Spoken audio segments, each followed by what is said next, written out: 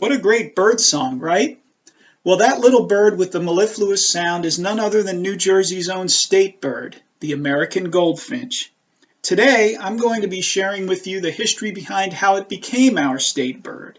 My name is Nicholas Chautala. I'm curator of cultural history at the New Jersey State Museum and co-curator of our newest exhibition, Fine Feathered Friends, Birds as Mainstay and Muse. The American goldfinch is a fascinating species. It really does have it all. Brilliant plumage, pretty song, peppy, undulating flight. They often live in open, weedy fields and meadows, but will regularly visit backyard feeders and bird baths. Goldfinches live year-round in New Jersey. It's easy to spot a finch. Note the short, strong beak, which suggests a seed eater. Lots of birds are carnivores. The belted kingfisher and bald eagle subsist largely on fish. Other birds are omnivores. The American robin eats earthworms in the morning and fruits later in the day. But the American goldfinch is a strict vegetarian. We know spring is the time of year when the world is filled with songs of birds, many of them attracting their mates. But American goldfinches tend to be late breeders, waiting until June or July when milkweed and thistle have had time to come out. These plants provide material for nests and food to feed their young. John James Audubon, the 19th century artist-naturalist who painted and published hundreds of North American species in his folio titled Birds of America, astutely depicted the goldfinch on a thistle plant. So too did Edward Marshall Beam, the 20th century Trenton ceramist known for his ceramic birds. His hard-paced porcelain creation titled Goldfinches on Scottish Thistle seems to echo Audubon's. Indeed, Beam admired and studied Audubon's amazing body of work and was truly inspired by it. The American goldfinch molts twice a year. The male, on the right, reaches its brilliant yellow color and black-capped breeding plumage in the later spring and early summer, while the female, on the left, is more of an olive yellow, without the striking black cap. So why is this attractive little bird the state bird of New Jersey? Well, this unknown story of New Jersey history all started with this little button. But first, let's set the context. The state bird movement, if you will, is tied to the 1893 World's Columbian Exposition, a World's Fair held in Chicago in time to the 400th anniversary of Columbus's arrival in the New World.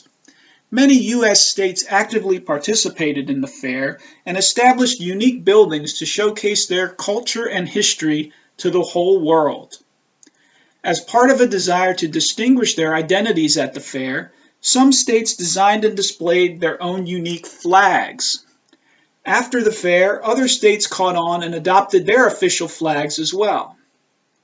These quote-unquote official state flags were created by state legislatures.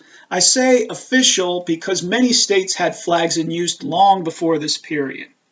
Our 50 official state flags range in design, from the simple to the elaborate, in a multitude of symbolic colors.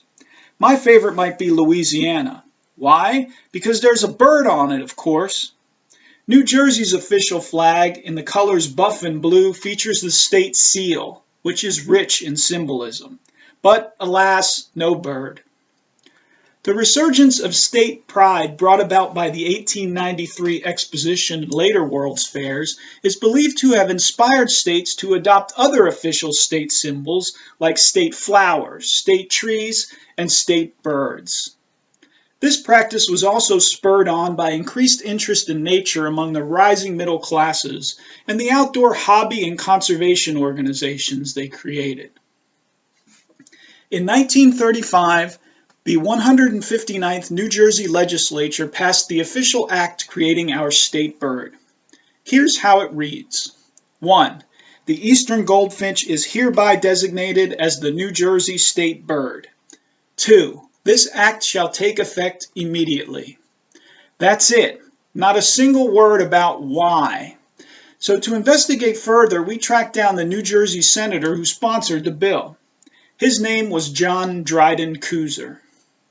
Well, it turns out that Dryden Couser was a bird lover and president of the Somerset Hills Bird Club in central New Jersey. He was also the son of Colonel Anthony R. Couser, one of the early trustees of the New Jersey Audubon Society. The New Jersey Audubon Society was founded in 1897 and then reorganized and reincorporated in 1910. Its original mission was to stop the killing of wild birds for their feathers, which were sought after by the fashion industry as a decoration on women's hats, garments, and accessories. Its purpose was also to foster a love and appreciation of birds. In 1911, Colonel Anthony Couser realized the need to get young people involved in the organization and started a youth membership campaign. For the membership fee of 10 cents, each new member under the age of 18 would receive a button featuring a goldfinch. This is the button, made by Whitehead and Hoag Company of Newark, New Jersey. At a diameter of less than an inch, it is one of the smallest artifacts in our cultural history collection. The button doesn't depict the brilliant black-capped male and breeding plumage. Rather, it depicts a female goldfinch. It's a stylized rendition, as the female usually doesn't get that brilliant yellow color. But see how it is shown on its favored thistle plant, just as Audubon and Beam depicted it.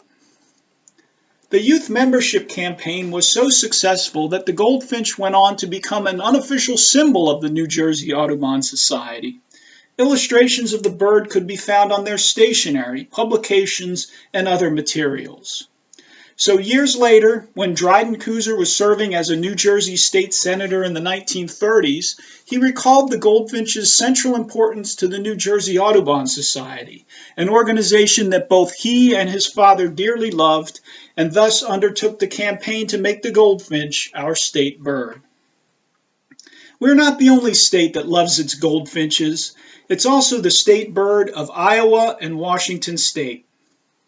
One last thing to remember, birds have two names, a common name and a scientific name. At the time of the legislation, this bird was called the eastern goldfinch. So technically, the eastern goldfinch is our state bird. But today, ornithologists agree that the common name of this species now should be American goldfinch. So whatever you want to call it, American goldfinch, eastern goldfinch, or its scientific name, Spinus tristis, this nifty little bird is our official bird, and the history behind how it all came about is intertwined with this little button.